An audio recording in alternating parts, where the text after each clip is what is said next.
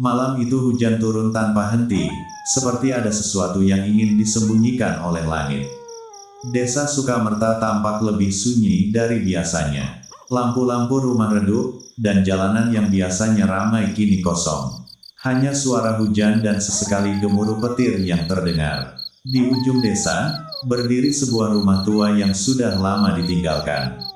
Warga sekitar percaya rumah itu angker sejak kematian tragis seorang perempuan bernama Sari, 5 tahun lalu.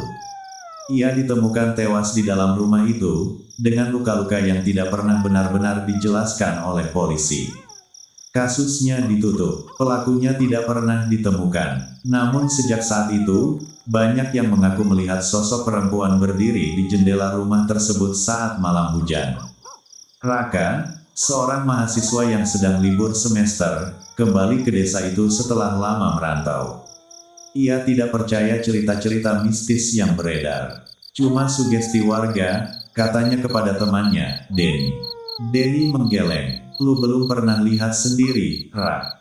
Jangan sok berani.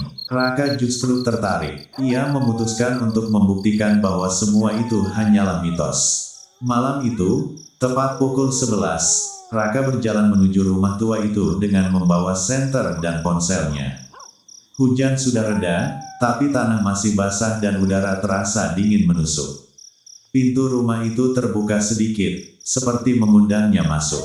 Kebetulan, gumam Raka, ia mendorong pintu perlahan. Engselnya berderit panjang, suara yang terasa seperti jeritan. Di dalam, udara pengap bercampur bau lembab langsung menyambutnya. Langkah Raka pelan, menyinari setiap sudut dengan senter. Debu tebal menutupi hampir semua permukaan. Perabotan tua masih tersusun rapi, seolah waktu berhenti sejak penghuni terakhirnya pergi. Tiba-tiba, krek, suara dari lantai atas. Raka terdiam, cuma kayu lapuk, katanya mencoba menenangkan diri. Namun suara itu terdengar lagi. Kali ini seperti langkah kaki. Pelan, berat, Raka menelan ludah. Ia memutuskan naik ke lantai atas. Tangga kayu berderit setiap kali diinjak. Semakin ke atas, udara terasa semakin dingin. Nafasnya mulai terlihat seperti kabut. Sesampainya di atas, ia melihat lorong panjang dengan beberapa pintu. Salah satu pintu di ujung lorong terbuka sedikit. Dan dari dalam, terlihat cahaya redup. Padahal tidak ada listrik. Jantung Raka mulai berdegup lebih cepat. Ia berjalan mendekat. Setiap langkah terasa berat, seolah ada yang menahan. Saat ia mendorong pintu itu, brak, pintu tertutup sendiri dengan keras. Raka terkejut dan mundur, dan dari dalam kamar, terdengar suara perempuan. Pelan, serak, tolong. Raka membeku. Siapa di dalam? Teriaknya. Tidak ada jawaban, hanya suara tangisan. Dengan tangan gemetar, Raka membuka pintu itu perlahan. Di dalam kamar, ia melihat seorang perempuan duduk membelakangi pintu. Rambutnya panjang, basah, dan menutupi wajahnya.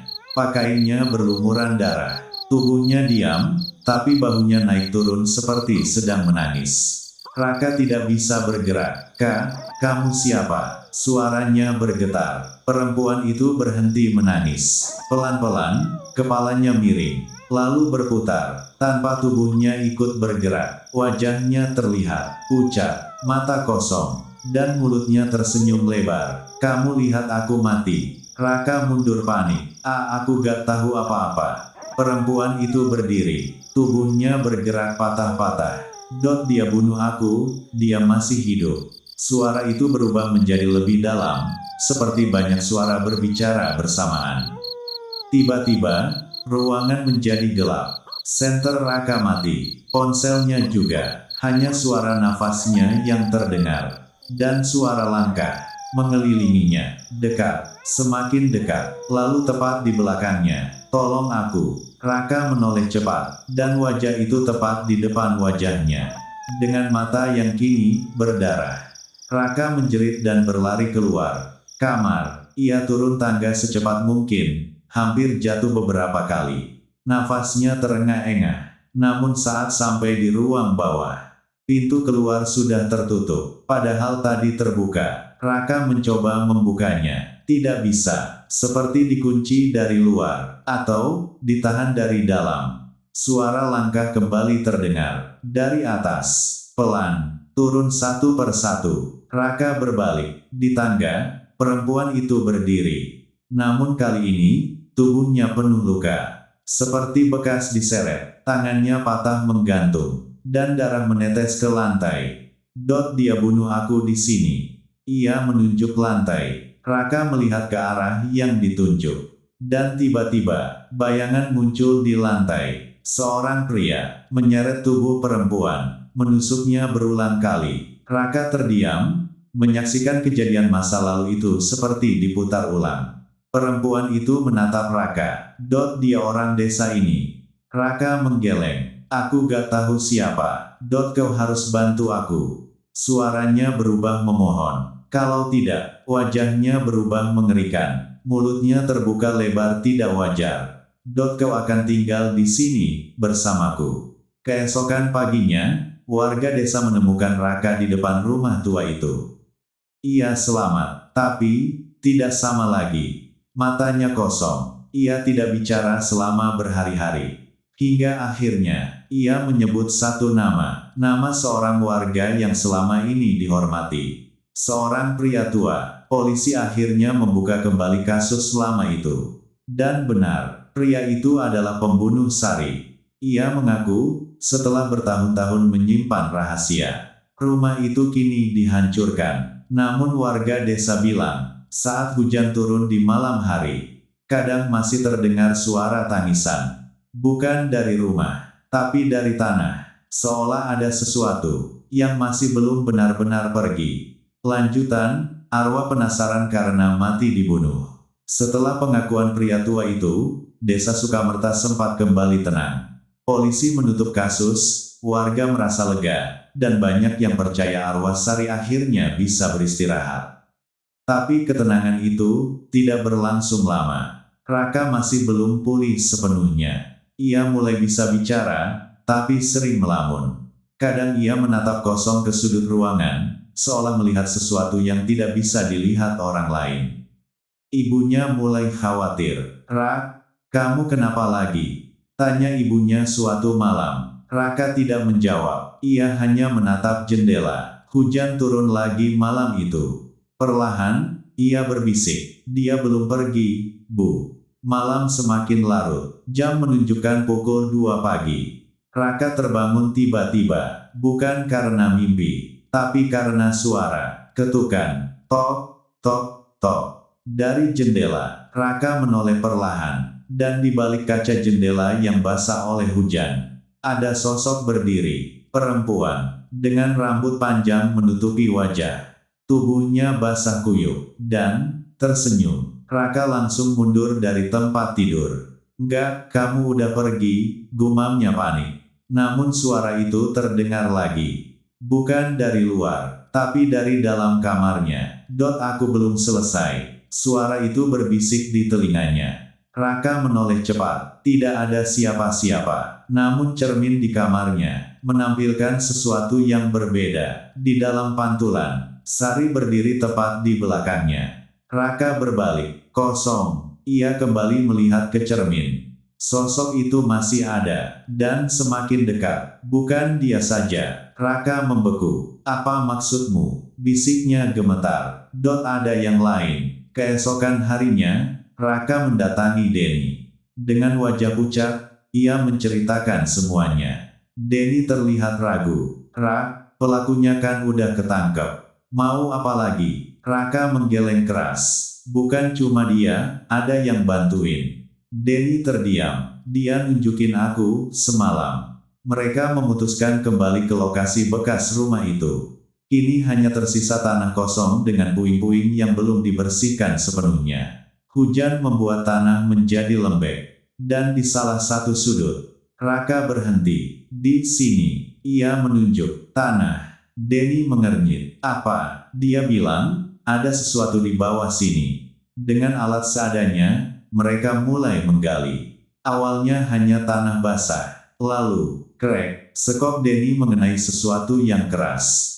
Mereka berhenti, perlahan menggali lebih hati-hati. dan saat tanah itu tersingkap, terlihat sesuatu yang membuat mereka membeku. Tulang manusia. Denny mundur ketakutan. Ini apa lagi? Raka hanya menatap, tangannya gemetar, dan tiba-tiba, suara itu kembali. Dia tidak sendiri, polisi kembali datang. Kali ini, bukan hanya satu kerangka yang ditemukan, tapi dua. Korban kedua, kasus pembunuhan berantai yang selama ini tersembunyi. Setelah penyelidikan lebih lanjut, terungkap bahwa pria tua itu tidak bekerja sendiri. Ia dibantu oleh seorang pria yang selama ini tidak pernah dicurigai. Sahabat dekatnya sendiri, yang kini sudah meninggal 3 tahun lalu. Warga kembali dilanda ketakutan. Jika pelaku kedua sudah mati, lalu kenapa Sari masih belum tenang? Jawabannya datang kepada Raka. Malam itu, tanpa sadar, Raka berjalan keluar rumah. Seperti dipanggil sesuatu, langkahnya menuju hutan kecil di pinggir desa. Hujan kembali turun, dan di tengah hutan, ia melihat Sari berdiri. Namun kali ini, tidak sendirian. Di belakangnya, ada sosok pria, dengan wajah hancur, matanya kosong, dan tubuhnya penuh luka. Dia, bisik Raka. Sari menatapnya. Dia tidak dihukum. Raka mengerti, pelaku kedua memang sudah mati. Tapi, tidak pernah mempertanggungjawabkan perbuatannya.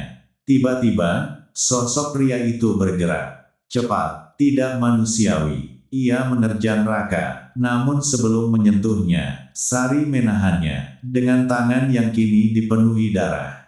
Bantu aku, terakhir kali. Suara Sari terdengar lebih lemah. Raka gemetar, apa yang harus aku lakukan? Sari menunjuk ke arah tanah di bawah pohon besar. Kuburkan kami, dengan benar. Keesokan harinya, warga kembali menemukan sesuatu. 2 kerangka tambahan, termasuk pelaku kedua, dan bukti yang selama ini hilang. Setelah semua jasad dimakamkan dengan layak, Desa Sukamerta kembali tenang. Untuk pertama kalinya, tidak ada lagi penampakan, tidak ada suara tangisan saat hujan. Raka akhirnya bisa tidur nyenyak, tanpa mimpi buruk, tanpa suara, tanpa bayangan di cermin. Namun, beberapa minggu kemudian, seorang anak kecil bermain di area bekas rumah itu. Ia berhenti, menatap tanah, lalu berkata polos kepada ibunya, "Bu, di sini masih ada yang nangis." Sang ibu tersenyum gugup. "Ah, kamu jangan ngarang." Namun anak itu menggeleng, wajahnya serius. "Bukan kakak itu, yang ini lebih dalam." Malamnya, hujan kembali turun, dan dari dalam tanah, sesuatu bergerak, perlahan, seolah masih ada yang belum selesai.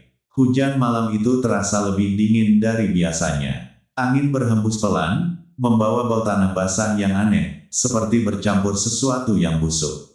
Di lokasi bekas rumah tua itu, tanah yang sebelumnya sudah diratakan, mulai berubah. Retakan kecil muncul, awalnya tak terlihat, namun lama-lama, semakin lebar. Anak kecil yang sebelumnya mendengar tangisan itu, kembali ke tempat tersebut keesokan harinya. Namanya Aldi. Ia berdiri diam, menatap satu titik di tanah. "Di sini," bisiknya. Tanpa sadar, ia mulai menggali dengan tangannya sendiri. Ibunya yang melihat langsung panik. "Aldi, jangan main tanah kotor." Namun Aldi tidak berhenti. "Masih ada," dia minta keluar. Warga yang melihat kejadian itu mulai berkumpul. Perasaan tidak enak kembali muncul. Salah satu pria mencoba membantu menggali. Baru beberapa kali sekop menghantam tanah. Tiba-tiba, bau menyengat keluar dari dalam. Seperti bangkai yang sudah lama terkubur. Warga mundur. Beberapa menutup hidung. Namun pria itu tetap menggali. Dan saat tanah terbuka lebih dalam, semua orang terdiam. Di dalam lubang itu, bukan hanya tulang, tapi potongan kain, dan benda-benda aneh, seperti tali, pisau berkarat, dan sesuatu yang membuat semua orang merinding. Topeng. Raka yang mendengar kabar itu langsung datang. Begitu melihat isi lubang, wajahnya langsung pucat. Suara Sari kembali terngiang di kepalanya. Bukan hanya dia, polisi kembali turun tangan. Namun kali ini, kasusnya jauh lebih gelap dari yang dibayangkan. Benda-benda itu menunjukkan satu hal. Sari bukan satu-satunya korban. Dan pembunuhan itu bukan sekadar kejahatan biasa. Malamnya, Raka kembali bermimpi. Ia berdiri di dalam rumah tua itu lagi. Namun kali ini, rumah itu utuh. Tidak hancur, tidak rusak, seolah waktu berputar kembali. Ia mendengar suara, banyak suara, tangisan, teriakan, dan bisikan. Tolong kami. Raka berjalan masuk ke dalam. Dan di ruang tengah, ia melihat sesuatu yang membuatnya tidak bisa bernapas. Bukan satu, bukan dua, tapi banyak sosok perempuan dengan kondisi mengenaskan. Berdiri diam, menatapnya. Di tengah mereka, Sari berdiri. Namun kali ini wajahnya tidak menyeramkan. Ia terlihat sedih. Kami semua, ia menunjuk ke sekeliling. Dibunuh di sini. Raka mundur perlahan. Siapa yang melakukan ini? Sari tidak menjawab. Ia hanya menunjuk ke arah belakang Raka. Dengan jantung berdegup kencang, Raka menoleh. Dan di sana, berdiri sosok yang selama ini tidak pernah ia duga. Denny. Namun wajah Denny berbeda. Matanya kosong. Dan senyumnya terlalu lebar. Tidak manusiawi. Rak, suaranya pelan. Lu akhirnya lihat juga. Raka gemetar. Enggak, ini enggak mungkin. Denny tertawa kecil. Yang tua itu cuma awal. Ia melangkah maju. Gue nerusin. Potongan ingatan muncul di kepala Raka. Semua kejadian, semua keanehan, semua hal yang terasa kebetulan. Bukan kebetulan. Denny selalu tahu. Karena dia bagian dari semuanya. Kenapa? Tanya Raka dengan suara hampir hilang. Denny memiringkan kepala. Karena mereka gampang hilang. Ia tersenyum. Dan gak ada yang nyari. Tiba-tiba, semua sosok perempuan itu bergerak. Mereka menatap Denny. Dengan penuh kebencian, Sari melangkah maju. Cukup, suaranya berubah. Lebih dalam, lebih kuat. Tanah mulai bergetar. Dinding rumah retak. Suara jeritan memenuhi ruangan. Denny mundur. Untuk pertama kalinya, wajahnya menunjukkan ketakutan. Jangan dekat-dekat. Namun sudah terlambat. Tangan-tangan pucat muncul dari lantai. Menarik kakinya. Denny berteriak. Raka, tolong. Raka hanya diam. Tubuhnya kaku. Sari menatap Raka untuk terakhir kalinya. Biarkan. Denny ditarik masuk ke dalam tanah. Perlahan. Sambil berteriak. Sampai akhirnya, suaranya hilang. Semua kembali sunyi. Raka terbangun. Nafasnya tersengal, tubuhnya basah oleh keringat. Keesokan harinya, Denny dinyatakan hilang. Tidak ada jejak, tidak ada tanda, seolah ditelan bumi. Namun sejak hari itu, tidak ada lagi gangguan, tidak ada suara tangisan, tidak ada penampakan. Desa Sukamerta akhirnya benar-benar tenang. Beberapa bulan kemudian, Raka kembali ke lokasi itu. Sekarang sudah dibangun taman kecil. Anak-anak bermain, orang-orang tertawa, seolah tidak pernah terjadi apa-apa. Namun saat Raka berjalan melewati satu titik, ia berhenti, mendengar sesuatu, sangat pelan, hampir tidak terdengar. Terima kasih. Raka menoleh, tidak ada siapa-siapa. Namun untuk pertama kalinya, ia tersenyum. Karena kali ini, suara itu, bukan meminta tolong, melainkan, berpamitan. Beberapa bulan setelah desa Sukamerta terasa damai, hal-hal kecil mulai terasa janggal. Awalnya, tidak ada yang menyadari. Seorang ibu kehilangan anaknya selama beberapa jam, ditemukan lagi di taman. Duduk diam, menatap tanah. Saat ditanya, anak itu hanya berkata, dia ngajak main di bawah. Lalu kejadian itu terulang. Bukan sekali, bukan dua kali. Selalu di tempat yang sama. Raka mulai merasa tidak tenang lagi. Ia kembali ke desa setelah mendengar kabar itu. Dan saat ia berdiri di taman tersebut, perasaan dingin itu kembali. Persis seperti pertama kali ia masuk rumah tua itu.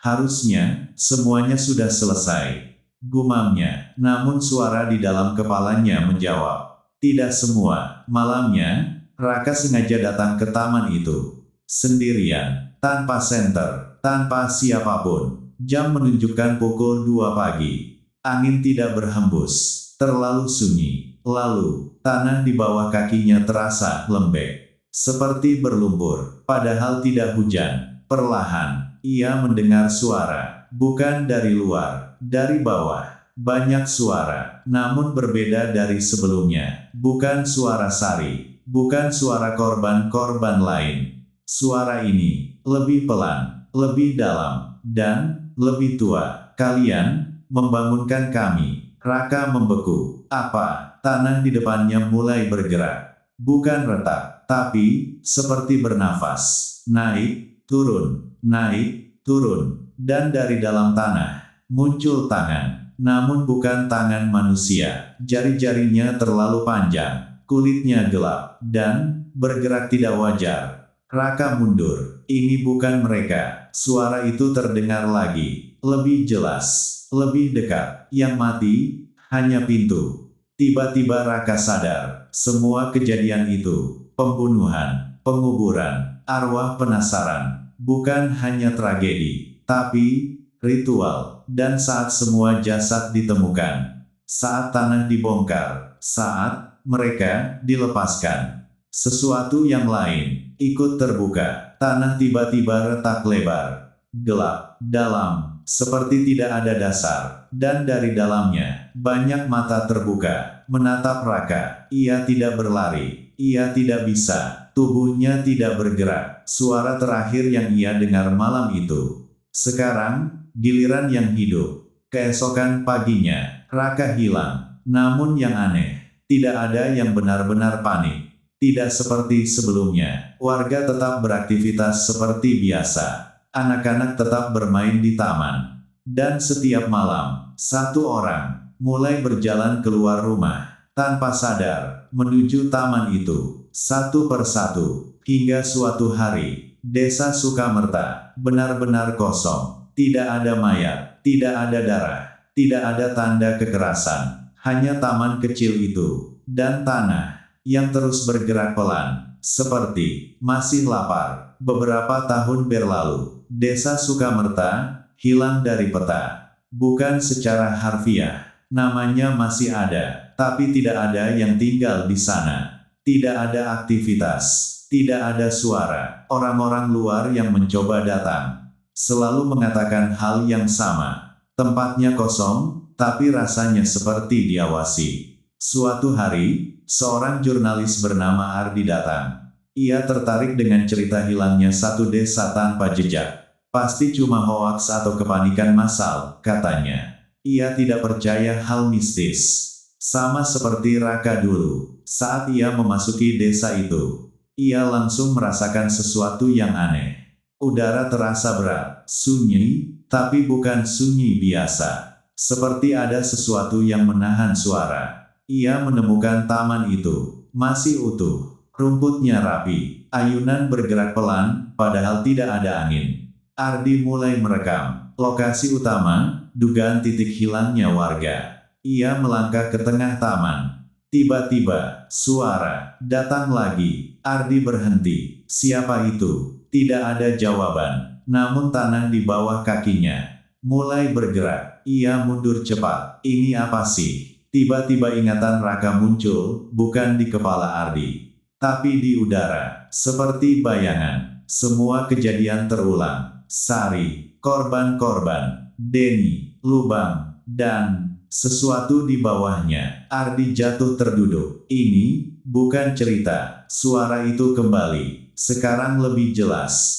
Kami tidak pernah tidur. Tanah retak, perlahan, dan dari dalamnya muncul wajah-wajah. Bukan satu, ratusan, menyatu. Ardi menjerit dan berlari. Namun langkahnya terasa berat, seperti ditarik. Ia melihat ke belakang. Tanah itu tidak diam. Ia mengikuti, seperti hidup. Ardi berhasil keluar dari desa. Terengah-engah, dengan wajah penuh ketakutan. Ia langsung melapor. menulis, merekam, menyebarkan. Namun anehnya, tidak ada yang percaya. Rekaman videonya rusak, tulisan-tulisannya hilang, dan setiap orang yang membaca ceritanya menganggapnya hanya fiksi. Beberapa minggu kemudian, Ardi mulai berubah. Ia sering melamun, menatap lantai, tersenyum sendiri, dan suatu malam, ia berdiri, berjalan keluar rumah. Seseorang melihatnya sebelum ia menghilang.